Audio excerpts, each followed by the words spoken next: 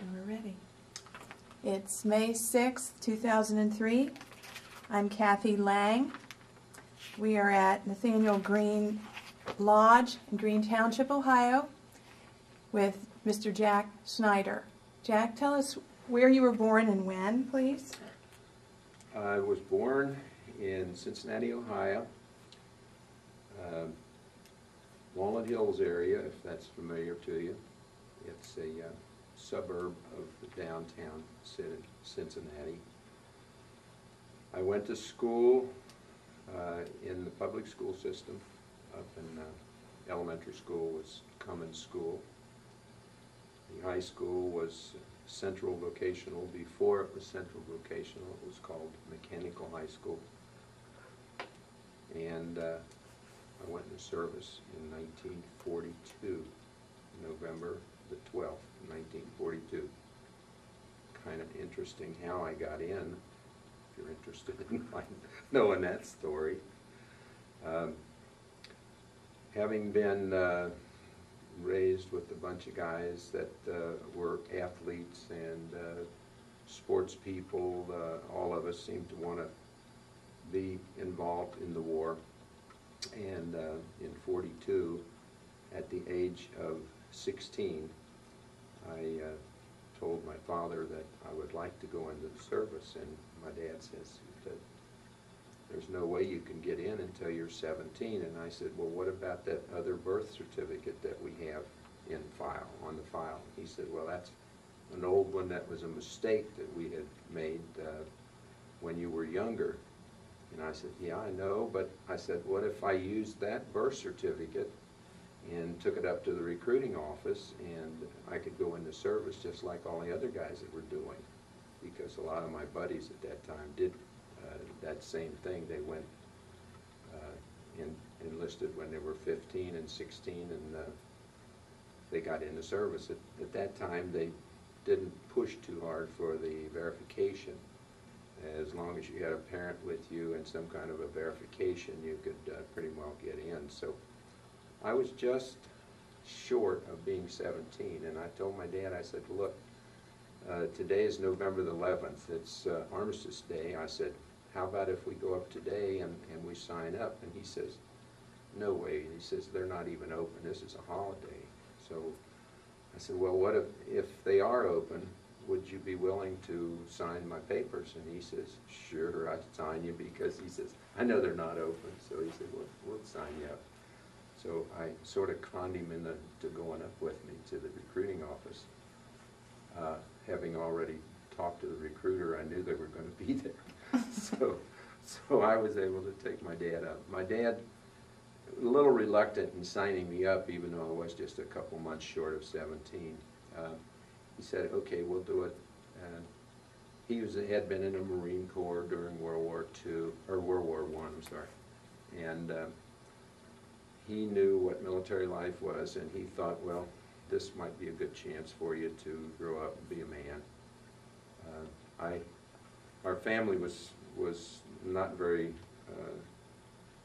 rich. We were a very poor family and lived in a community where most of the people were on welfare. My dad did work, however. Having been a poor family, we had no way of transportation to this high school, so I had originally signed up to go to Withrow High School, and I couldn't get there because I had to take a bus.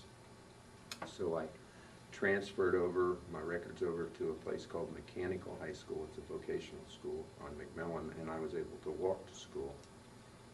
So that's where I got my high school training in the Mechanical High School program, learning to be a tool maker. And the program ran all year long, so we were able to get our 16 eligible high school credits in 2.5 years. So working summers, going to school summers, and all during the year I was able to put in 16 hours and get my high school diploma.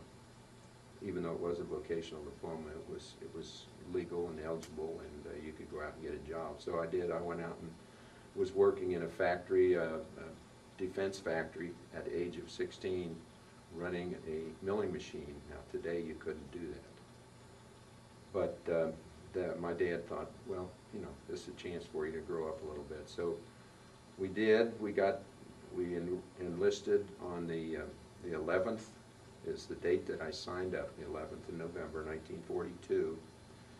And they said, we'll come back tomorrow morning and meet us at the courthouse. We got a whole bunch of guys that are going to be going out. So they did this every day. They enlisted people.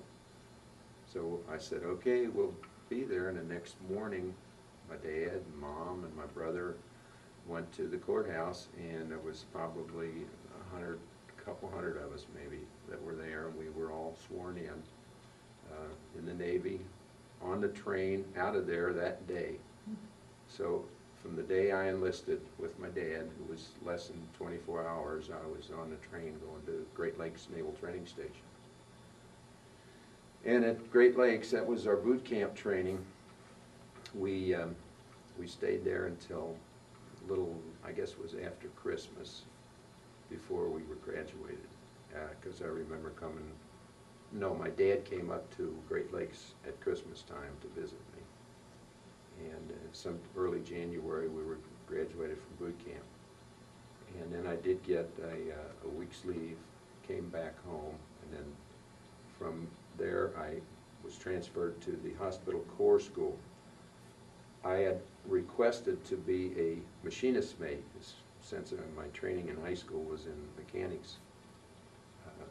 And they said no, that they had more than they could use. So I'd had a lot of Boy Scout work as a youngster, and I had grown up in the YMCA program.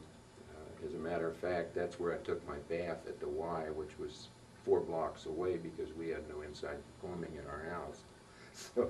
So we would, my brother and I would walk to the YMCA, and we'd get our bath up there. So I became a junior leader at the YMCA.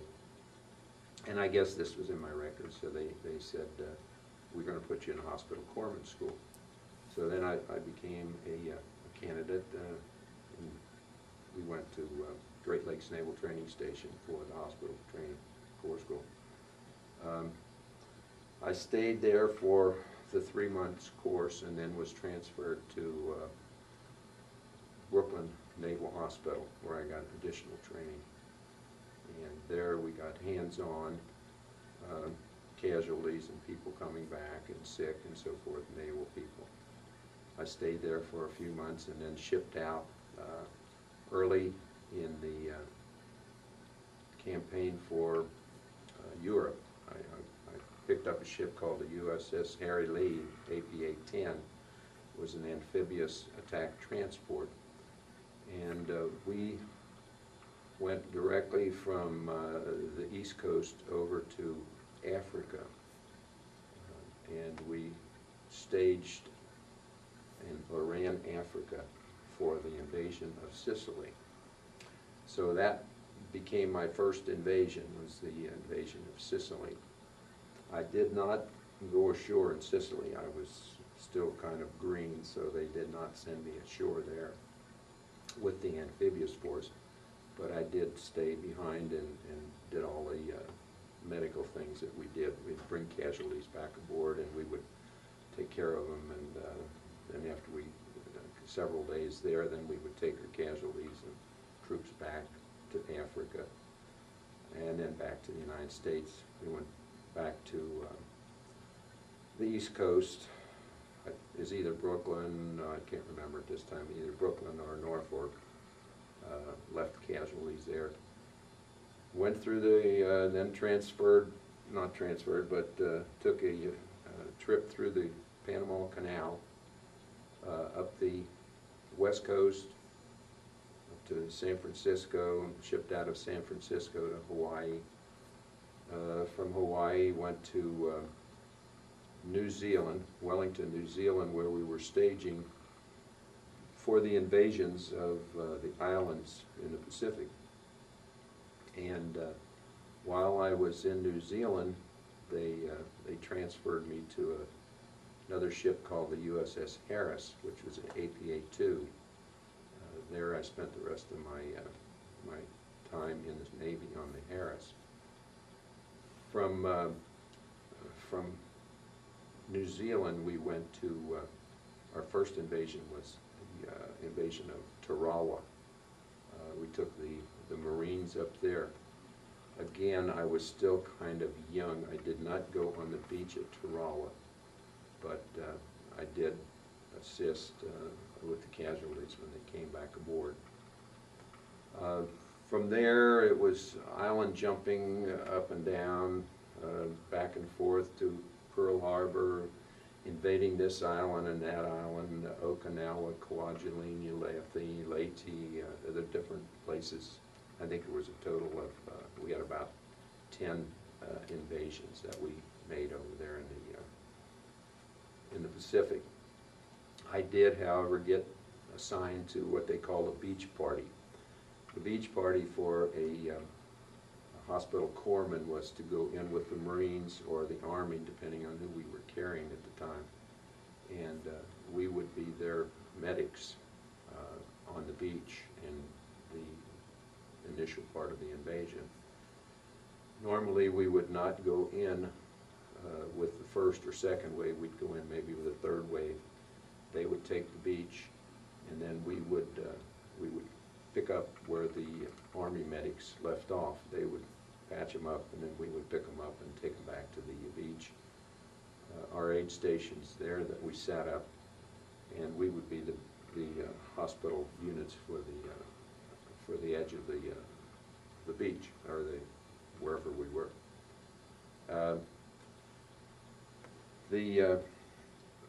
One time I remember there was a small island over in, I think it was in the Philippines somewhere, Grande Island or something like that, and they were only going to send a couple of ships in to take the island. They knew there had been Japanese on the island, so they were going to send in the troops enough to just secure that island. And lo and behold, our landing craft, instead of going in on the second or third wave, was the first one to hit. Kind of funny, because normally we did not carry weapons. We would carry just sidearms, and we didn't carry machine guns or anything. But that particular time, they gave us machine guns. Several of us had the machine gun. We were not proficient in that. We were, patching up wounds. But sure enough, they gave us machine guns, and we went in first. And we were dropping on that beach, laying down behind the palm logs and trying to secure the island.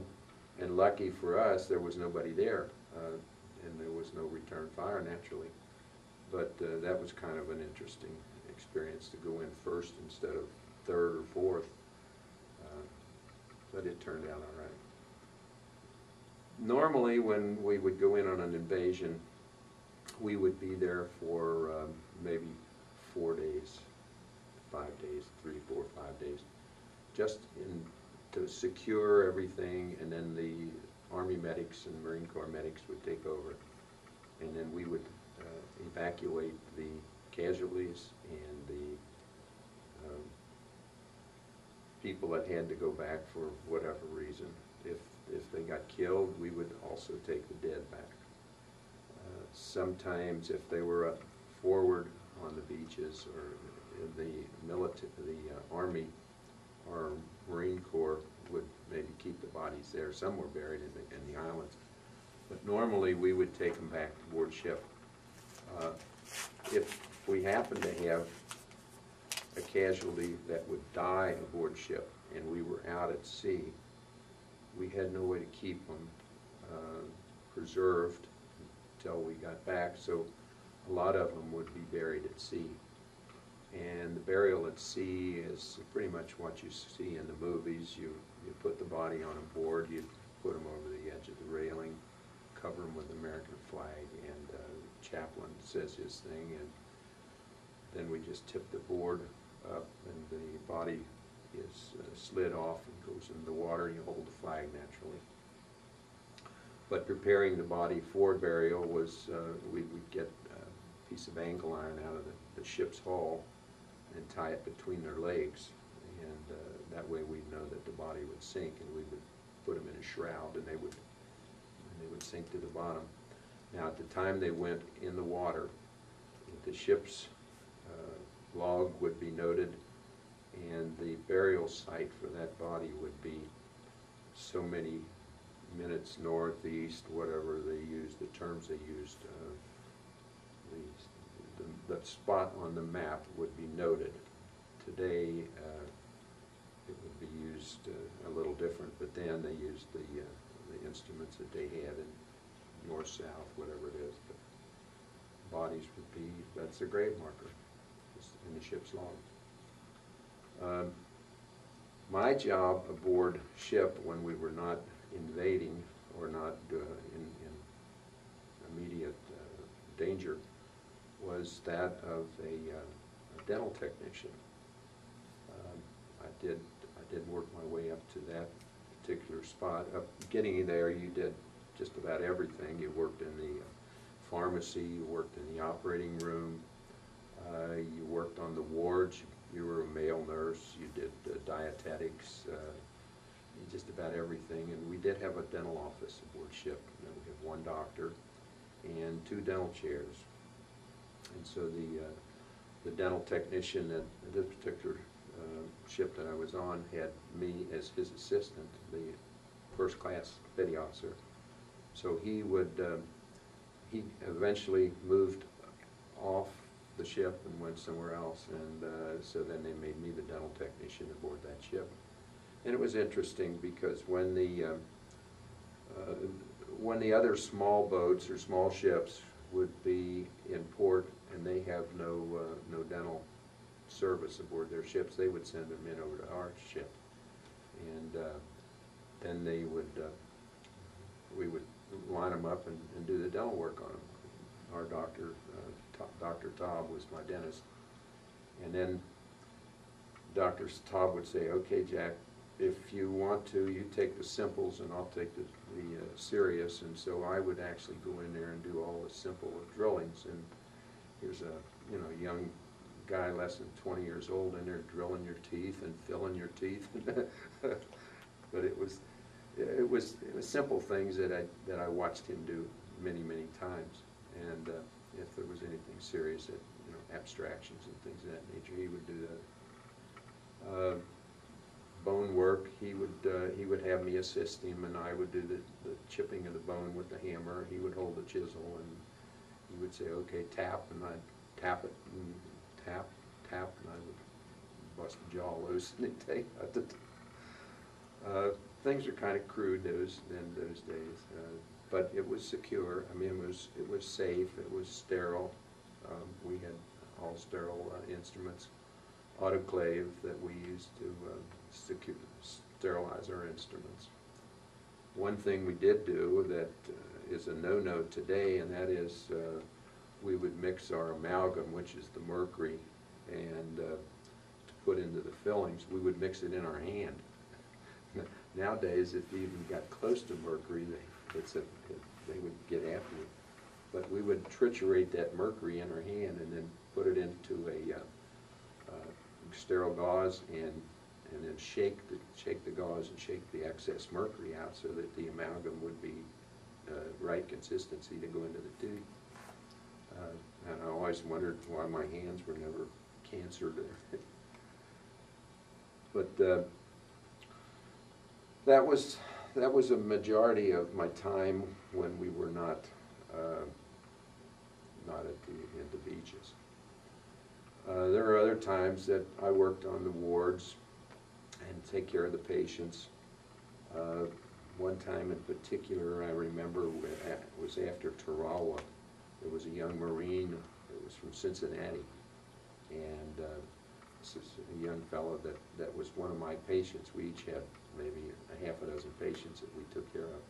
So he was one of my patients, and when he died, and I used to sleep underneath his bed because we just slept wherever we could at that time. All the beds were taken by casualties, and so we would sleep on the deck any place we could. And I slept underneath this guy's bed because I sort of took a liking to him since he was from Cincinnati.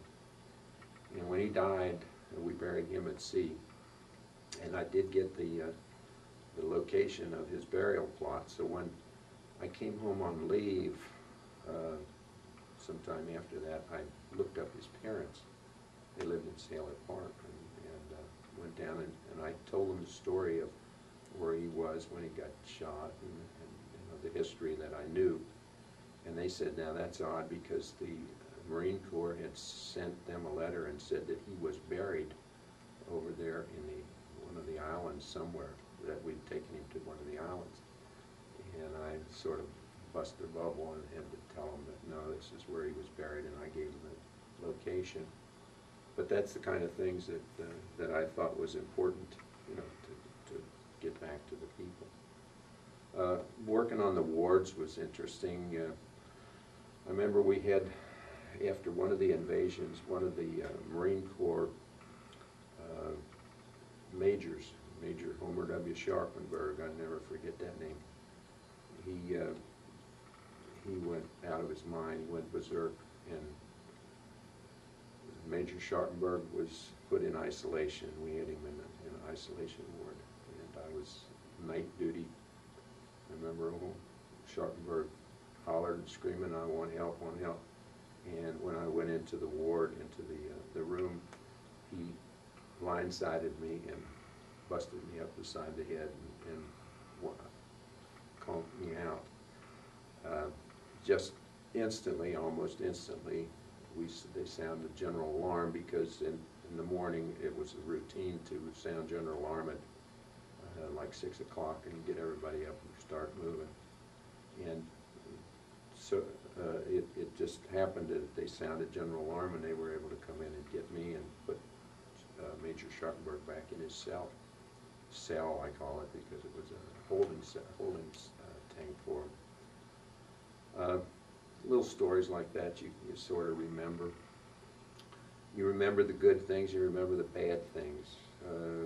One of the good things was the time that we were in Leyte when we made the invasion of Leyte in the Philippines, and several of us were walking up the beach after things calmed down a little bit, and we went in this old Philippine blown up hut that was, and we heard some noise in there, and we said, "Oh my God, there's a kid in there." It's a crying noise, a little whining noise, and we went in this old shack and we started digging around. We thought maybe there was a little baby that had gotten pinned underneath, and instead of being a baby, it was two little kitty cats.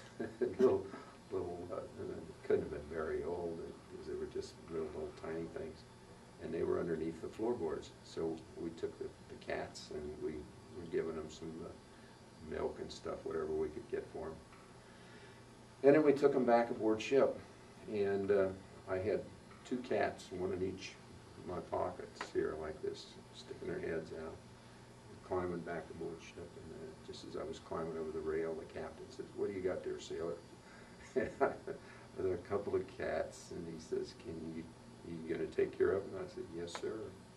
So he said, "We'll take good care of them." So we kept those cats around the sick bay there for a while. One of them disappeared. I don't know where it went. The other one got hatch closed on its tail, and we called it Crooked Tail for a while, and he disappeared. We also had a dog on board. It was our mascot. That dog stayed around forever. I don't know who took care of him. We never saw him down around sick bay very much. But sick bay was located fairly close to the Gidung stand, which is the ice cream store and the place where we got the candy and so forth. So we were able to go in there and relax occasionally. It was a different life. I liked it. I was satisfied as a young man. I thought it was a good way to grow up. There's so many other stories, things that happened, like the time that I'm working in the operating room with the surgeons, and I'm considered the dirty nurse and holding on to the leg while he's sawing it off. And the surgeon saws off the man's leg, and he says, "Take it out and throw it overboard." So that was that particular time, I took the leg out and threw it overboard. We had no way to keep the limbs and the parts. So that's the way we treated our patients. It wasn't disgraceful or anything. It's just the way it was done. We worked with them until we got them back to duty, and one of our mottos was to keep them moving. We had very good doctors aboard ship. We had surgeons, we had the dental program. Dr. Vickers was an outstanding surgeon from in the East. Just outstanding people. Just you can't believe how good they were. Very good pharmacist mates, a good crew and all. Do you think they were responsible for saving a lot of people? Yes.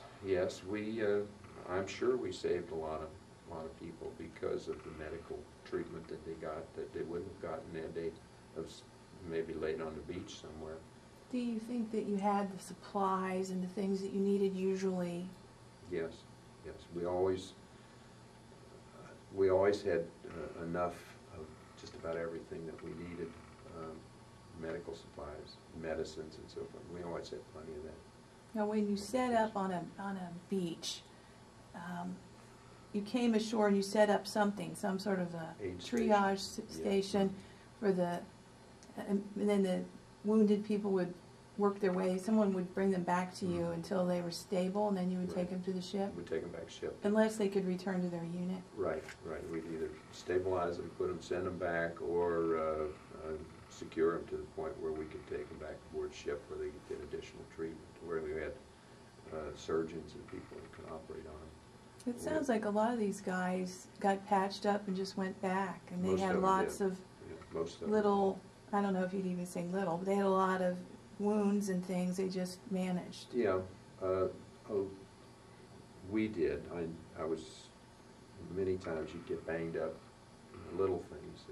It's not the kind of wounds or treatment that you'd need. You patch yourself up if you got banged up or scratched or something. You patch yourself up and you stay on duty. A lot of men did that.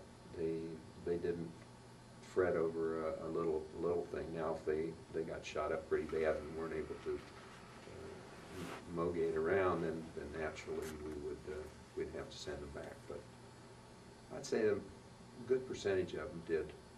Just patch them up and send them back. And there was no filling out forms for Purple Hearts and all this kind of stuff because you just didn't have time for it. I mean, it was get back to work. How many guys were generally casualties on one of these amphibious assaults? I guess it depends on how many people you had, how many Japanese were on the particular island, but did they range from a few to a huge number? Well, when you would make an invasion, it wouldn't be one ship, one amphibious ship. It would be dozens and dozens of ships. You might have an armada of a couple hundred ships, including the warships. But every amphibious attack transport had a unit like ours, and they would go ashore, and they would do the same with the men that they took in that we did with ours. So it's hard to say how many. We would have a full sick bay of patients on our way back. How many could you hold in your sick bay? Well, we could hold maybe about 50 in the sick bay that we had. And then overflow would go to the officers' mess room, and we would put up cots in the officers' mess room, which was fairly close to the sick bay. And then we were able to treat there. And we could maybe put another 50 or so in there, and if there were walking wounded, they would just sleep down in the ship's quarters. We had racks down there, bunks down there. Was it unusual to have that many sick or injured at any time? No, it was common to have a full. And how many did you have to work? How many corpsmen did you have to work on them?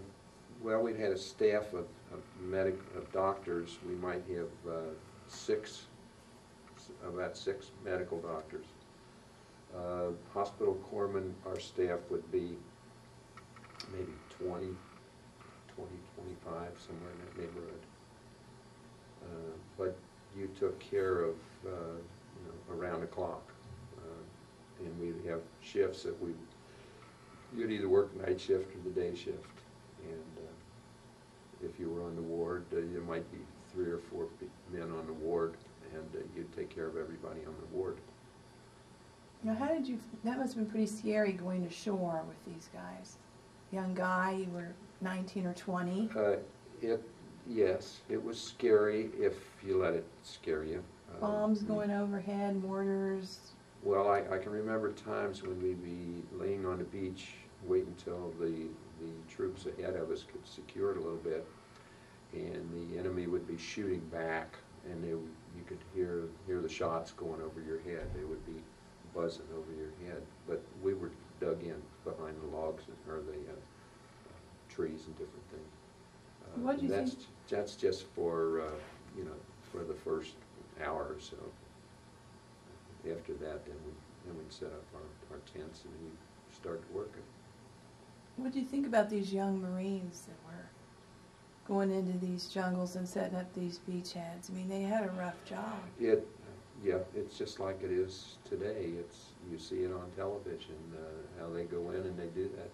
It was the same thing. Now, in my job, I did not get in and watch them like I see them on television today, but I'm sure it's pretty much the same. The ones that I saw were the ones that were shot up and were dying and were dead. I didn't get to see them actually do the fighting. I'm sure it was scary. It was scary for them. It was a little bit scary for us. However, being young, fear is not one of the elements. The excitement, the adrenaline that's flowing when you're going into the beach, it's different. Having been in athletics and sports and scouting and different things, I was used to outside, and I was used to being on my own, and I was a very independent young man. So it probably didn't bother me as much as it did the young fellas who were parents, who 20, 22-year-old men that had children at home, wives at home. I had a mother and a father and a brother, and I was very independent, so it didn't affect me near as much as it did the older guys. The young guys were fearless. You always say, nothing's going to happen to me, and that's the way they want it. Navy corpsmen have kind of a legacy, a reputation of being special. That you hear that they go along with the Marines and they take care of them, and they consider themselves corpsmen, not medics. They're unique and they like that. And I guess that started with you guys. Well, there's two divisions of hospital corpsmen. There's one group that is assigned to the Marine Corps, and they're called a Fleet Marine. They're a corpsman. They wear Marine Corps uniforms. And if you saw a corpsman in the Marines, you would think it was just another grunt with a rifle, but that person is a Navy personnel. In the Marine Corps, the corpsman is Navy, and the Marines are in their own branch. In the Navy, the corpsman, the hospital corpsman, wears the uniform of the Navy, so we wore the Navy uniform. We didn't wear the Marine Corps uniform. We were not Fleet Marines. Those fellows were assigned to the Marine Corps, and they went in. We worked with them, side by side with them. On the beaches, we all looked alike because we all had fatigues on. Nobody wore their military dress uniforms. It was just battle fatigues. Helmets, we wore the same as everybody else did. Some wore a Red Cross on their helmet. I didn't. Most of the time I didn't have a Red Cross on my helmet. I don't know why, but I just wore a regular helmet. Majority of the time they did give us a sidearm to carry.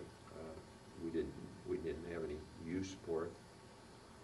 Only that one time did I ever get have to carry anything other than a sidearm. It was different. I enjoyed my time in the service. I was in for 38 months and 1 day, 3 years, 2 months and 1 day, 3, 2, 1. That's how I remember it.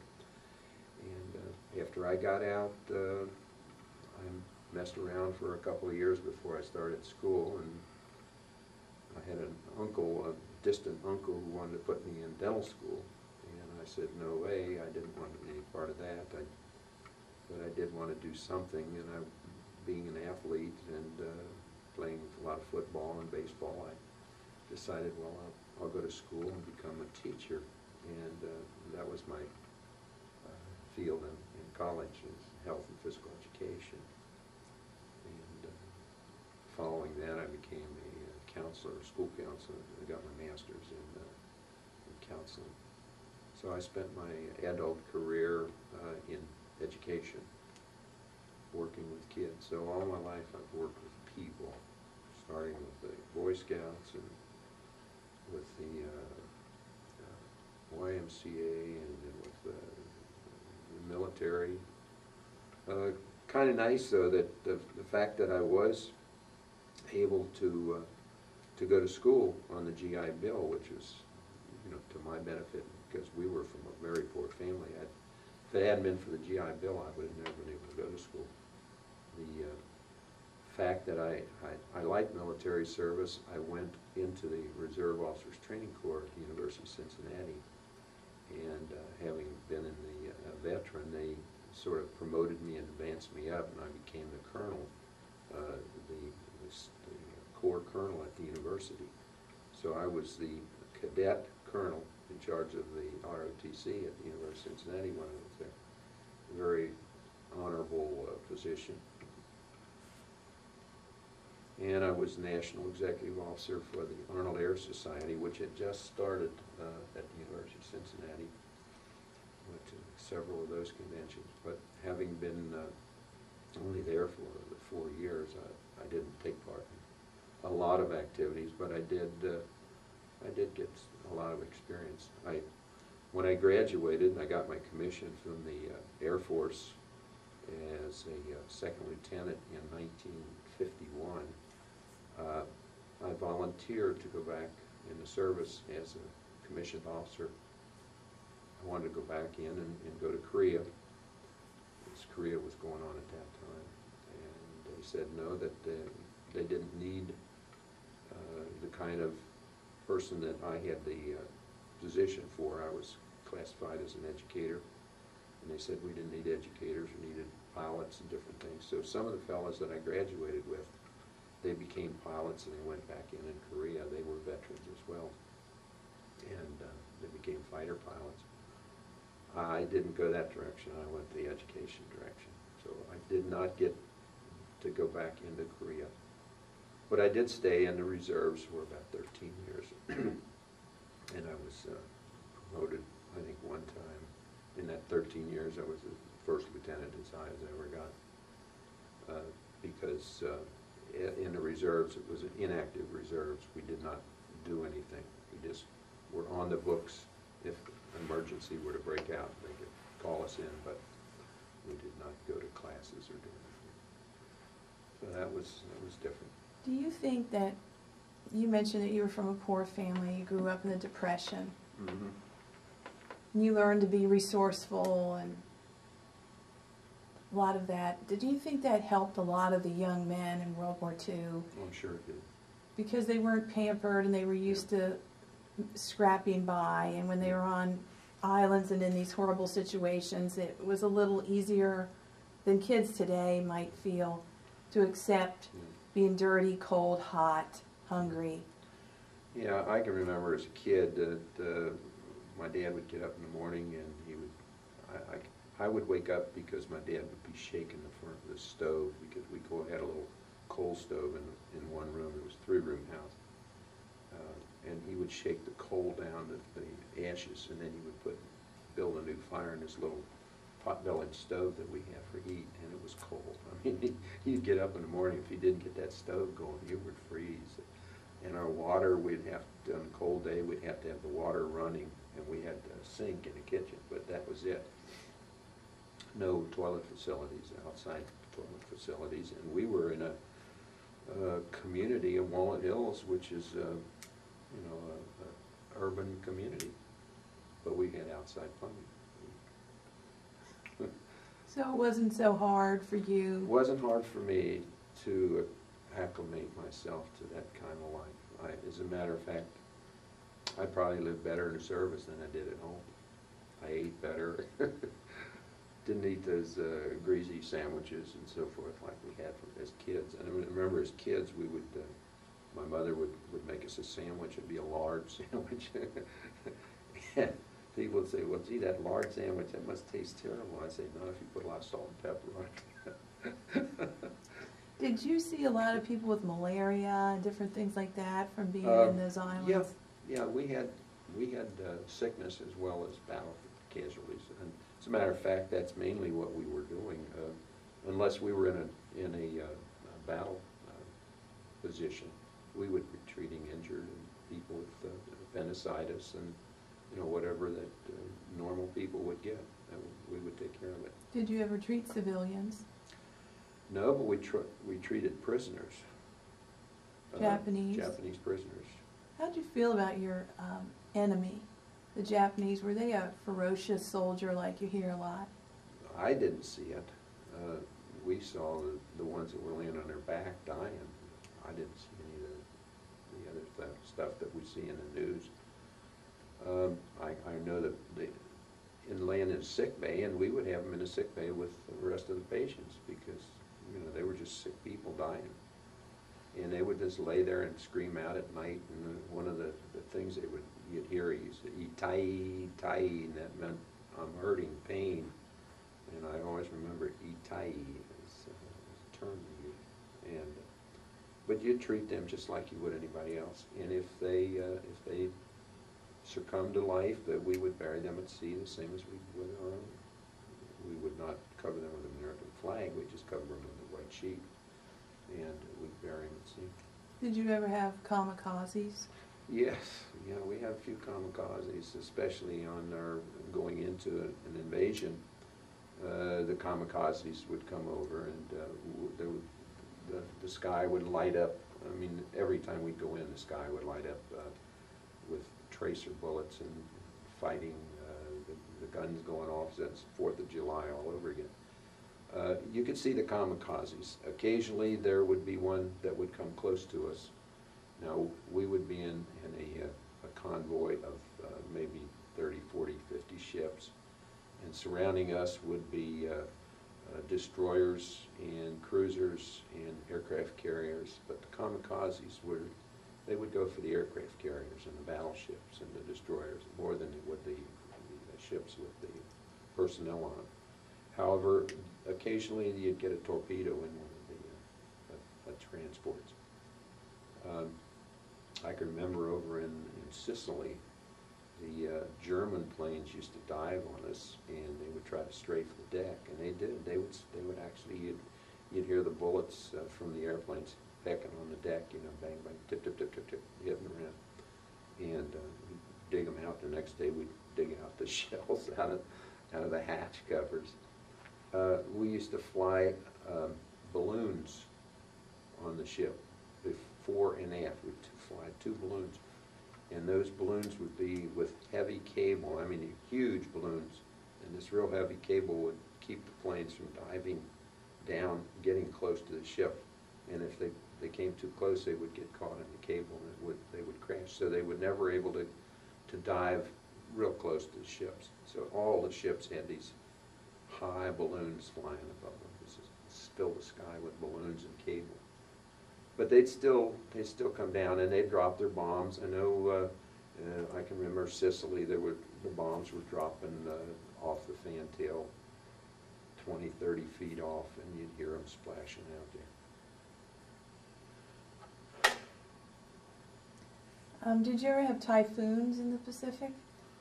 Okinawa. How was it riding through one of those?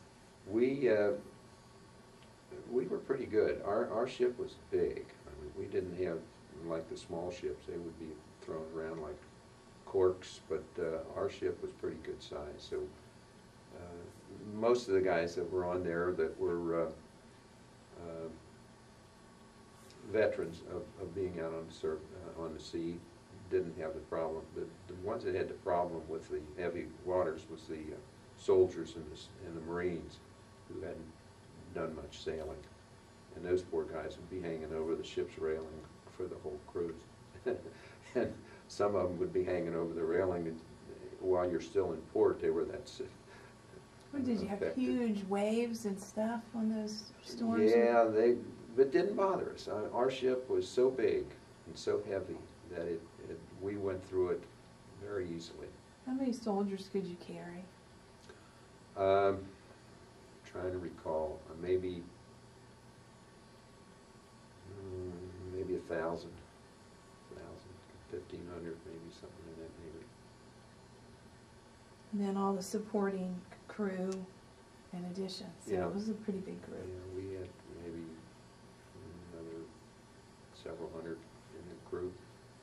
So here you were, a young boy, barely 17, Well, leaving Cincinnati. 18, 19. Oh yeah, okay. You leave Cincinnati, you've never been anywhere, Yeah. and now you're in all these places. Yeah.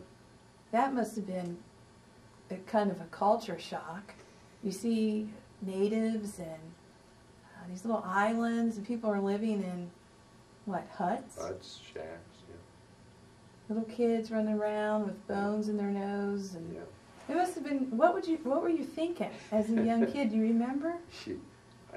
It's just part of your everyday life. We didn't get on the shore that much. I mean, as amphibians, we were only there for a few days, and then we're back aboard ship, normal life, and we're back to Pearl Harbor, normal life, or we're back to San Francisco or Los Angeles or Seattle or wherever the port was. We're going back to normal life. So we didn't get to see a lot like the soldiers and the Marines that we took in. Those are the fellas that actually got to see that final life. We saw a little bit around the ship. I saw a little bit when we went into Japan. We were taking the troops into Japan to invade Japan when the war ended. And as we were setting up, and matter of fact, we took they were occupational troops, and we were setting up a station on the docks, and they sent us in first. And we were setting up a station on the docks so that when the troops came in, if there's any casualties, we would be able to take care of them. And I say casualties because you had people falling off the dock, you had things falling off the ship, and guys falling off the ladder and getting sick, riding in the boats and so forth. But another fellow and myself, after we got the tents and stuff set up, we decided we were going to walk into town, and here we are in Tokyo, two young sailors dressed in fatigues, and they didn't know who we were or what we were. We decided we were going to walk into town before the troops got there. And sure enough, we saw the people, and we were the first ones that they had seen in years, first Americans. And they were prepared for the troops to come in because the troops were going to march through the town in a parade-like manner, and then they were going to be housed outside the city. And then this other guy and myself decided we were going to walk through the town ahead of time. And as we were walking down the street, the police from the city who were scheduled to maintain order along the parade route were standing with sticks. And as we would walk by, they would turn their back to us. And instead of watching us, they would turn their back. And the people that were on the streets, they would just open up. There would just be a big space where we were walking, and the space would just, we're in this space walking down the street, and then the space would close up as we got by, and there we were going down the street. Now we did a couple of things that were kind of goofy. We went into a movie theater, section. He moved a whole section of people out and put us to sit down and watch this Japanese movie. So we stayed there for 5 minutes watching the Japanese movie. We got up and left, and everybody went back to their seats. And we walked into a store, like a 10-cent dime store, and the people there wanted to give us everything. You know, they thought that we were there to take everything, so they give us, you know, take. What do you want? Anything you want. Were they afraid of you? Yeah, at that point. So they didn't know what you were going to do, so No, they were just trying to stay on your good side? Here's two good, you know, here's two guys in military uniform, and I think the other fellow had a machine gun, and I had a 45, and so we're just walking along, and we decided we saw this temple up on the hill, and let's go up and see that temple, that religious spot. And that was a dumb thing to do, because instead of the crowd spreading, when we started getting near the temple, they started closing in. We said, this is it. We turned around and went the other direction. But they were willing for us to go in their theater, and they were willing for us to walk their streets and go in their stores, but when we head for the temple, then they started closing in. So we had foresight enough to turn around and go back. And we went back to the dock and told the people what we did, and they said, you dumb so-and-so, you know, you shouldn't have done it. But it was, we got to see him firsthand. A memory that's good. No, nothing happened bad. How did you feel about your leadership? Were you think you were led well and and treated well in the Navy? Yes, we had good officers aboard ship, especially our doctors. I was very impressed with them, with the medical staff.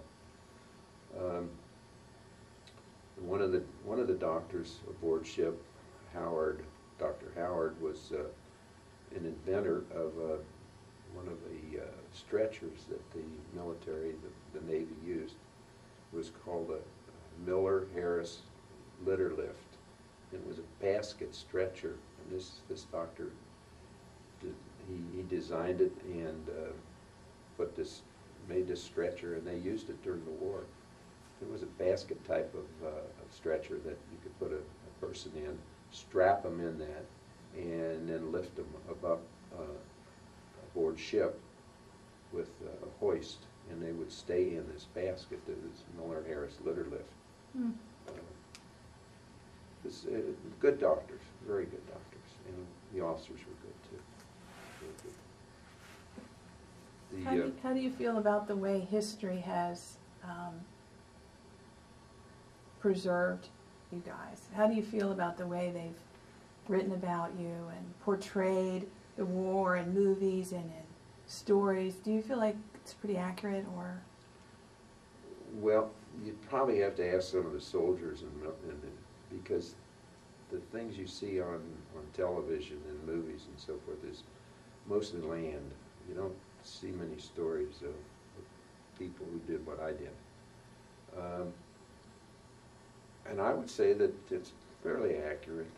I would say the majority of it's accurate. How do you like being a part of the greatest generation of Americans? I don't even think of it as greatest. It's the old people are always the greatest generation, and when we die off, the people from Vietnam and the people from Korea and the people from